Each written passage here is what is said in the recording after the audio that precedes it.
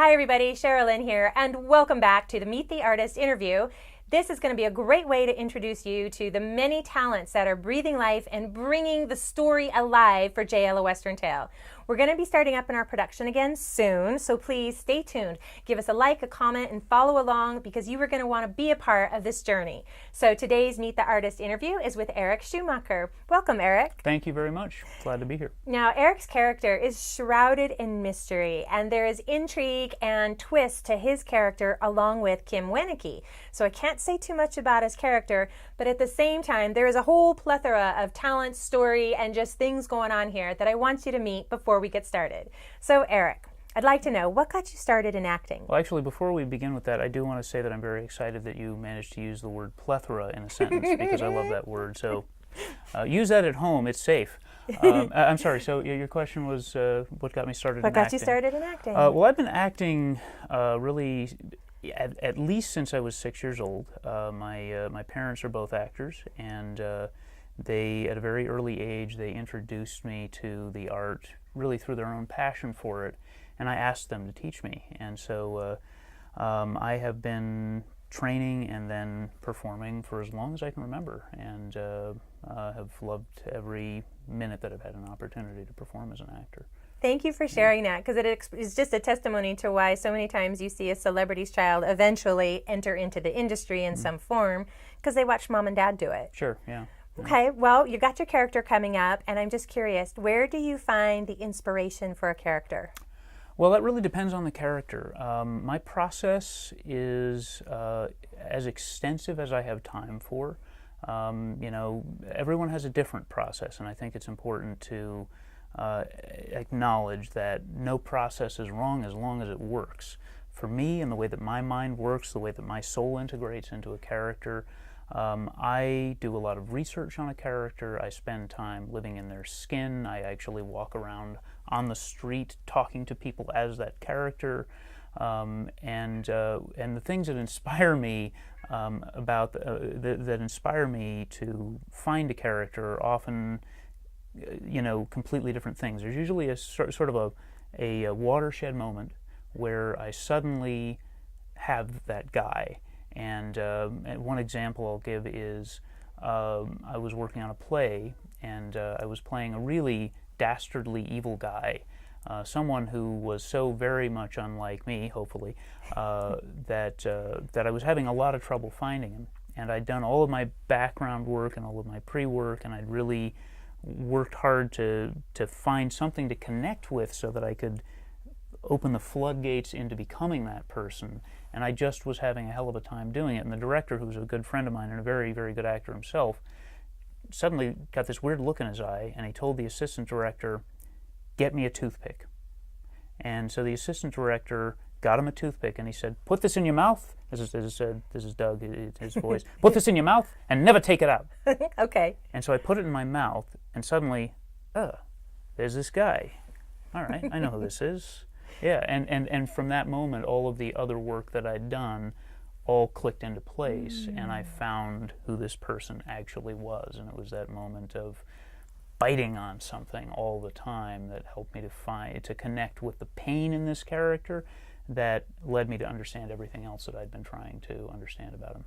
That is interesting. Thanks for sharing it. I know that anybody who's watching who wants to be an actor, or you're starting to get into actor, listen to that again and again, because that is so key for how to find the heart and the meat of a character. And it's funny, you might have heard a meow. We have a studio cat here. We like to call him the boss. So if you hear Odie meow, send cat treats. Yeah, send cat treats. My next question is, returned. if you got to have the chance to play any character, past or present, who would it be? Well, there's a very long list. Okay, and, I have a long list too. And actually, I have actually had the opportunity to check two of them off of my list recently. I was able to play both Wyatt Earp and Doc Holliday in two separate productions, which is pretty damn cool. That is. And actually makes me, from what I understand, one of maybe just a few people to have been able to do that. So I got to play some Western heroes. I was very jealous when Benedict Cumberbatch got Doctor Strange. I actually wrote a letter to Stan Lee once, asking him if I could please be considered when that movie was eventually made. Of course, it was not returned or commented on. But so I've always wanted to play Doctor Strange. I've played one superhero before, but that particular character really spoke to me. I would love to do a film version of Hamlet. Okay. Would you pick a woman or a man to play the lead? I would play me. Oh, pick me as, okay. You're going to take that role. Me as okay. Hamlet. Yeah. No, I mean, okay. I'd like to actually play Hamlet. That was when I was a kid. The very first thing I ever remember working on with my dad was reciting Hamlet in Roxbury Park in L.A. while we were fencing with plastic swords. Okay, so that would be a good one to bring to the screen. Yeah. I think so, and there's room for that in the market. So I think so. Next question is, dun dun dun, dun dun dun, is where do you see yourself in your acting career in the next 5 years? Well, I see myself as working on bigger and bigger productions. I see myself as I mean, this hopefully won't sound arrogant, but I see myself as a major motion picture star within the next 5 years. At least that's my goal. That's I what can I'm agree shooting to that. for. I'm just glad I got in on the ground floor. That's what I'm shooting for. But mainly, I think from an artistic standpoint, I hope to be thought of as a character actor and to have the opportunity to play diverse characters in productions with really, really good production values. That's been kind of my stock in trade so far, is that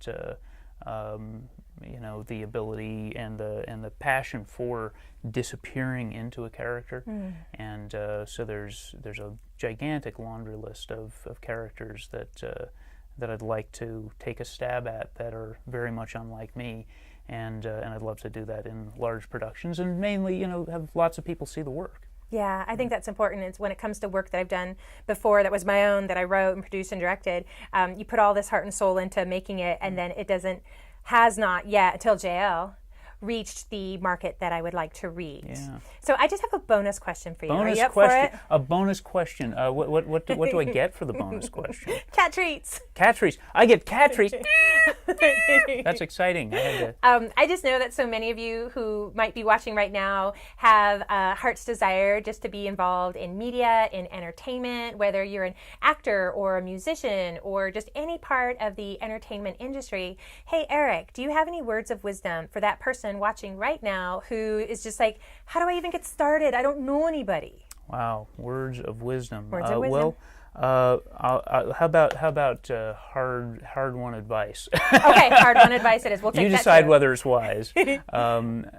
So if you're at the very beginning point, the key is to first figure out why you have the desire to be in media. What is it that drives you? Make sure that you really want to do it, because this is very difficult to do. Make sure that you understand and that you're willing to sacrifice a lot to be a performer or a filmmaker or whatever it is that you want to do in the industry. And if you truly have a deep passion for it, then if you're really, really at a very, very, very beginning point, you need to really research the discipline that you want to get into and try to understand not only how to basically do it. So, for example, if you're an actor, don't just take acting classes, but try to understand how the industry itself works. You need to form a strategy. If you want, if you're an artist and you want to perform as an artist, it's one thing to be an artist, and it's another to have the opportunity to perform. If you're an actor and you have headshots and resumes and demo reels and a strategy as to how to network and how to gain opportunities, then you will not only be someone who's an aspiring actor, but you may actually find yourself with the ability to actually perform. Really, I think that's the biggest tip, is learn about the industry. And sad as it is to say this, and hard as it is for artists to do this, learn about the business itself. The same if you're a filmmaker and any other aspect of the industry, you've got to understand how the gears operate and how they move. and essentially you are going to be selling yourself to people, so you have to understand what it is that they want and how you demonstrate that you have that. That is good word. So you guys listen to that again, because there's important nuggets I got in that. Is you need to get the training, like being found down by the soda shop fountain. I don't think that happens so much anymore. And even if it did, if you were found and discovered, you want to be wise and have the wisdom and strategy necessary now that you're found to be able to navigate the business and not be taken advantage of. So great information for you. Eric, thank you so much for your time. My pleasure. I'm going to have all of Eric's links for how you can get in contact, see his work, follow along with him on social media just below. So thank you so much for watching. I'm Sherilyn, and this is Jael, A Western Tale, Meet the Artist interview. Thank you.